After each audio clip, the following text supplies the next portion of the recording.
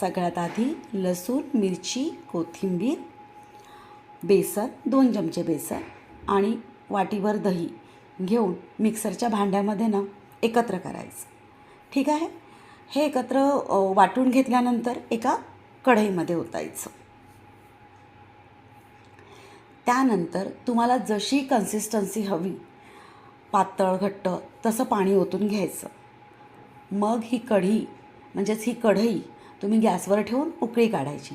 सतत ढवळत राहायचं, नाहीतर कढी फुटायची शक्यता असते.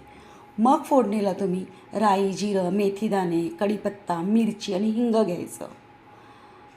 ही फोडणी घातल्यानंतर म्हणजे घालताना एक काळजी घ्यायची की गॅस बारीक असावा आणि फोडणी घातली की मग लगेचच त्यावर झाकण ठेवायचं आणि मग मीठ आणि साखर घालून कढी तयार. अतिशय सोपी आणि झटपट अशी ही कढी आहे.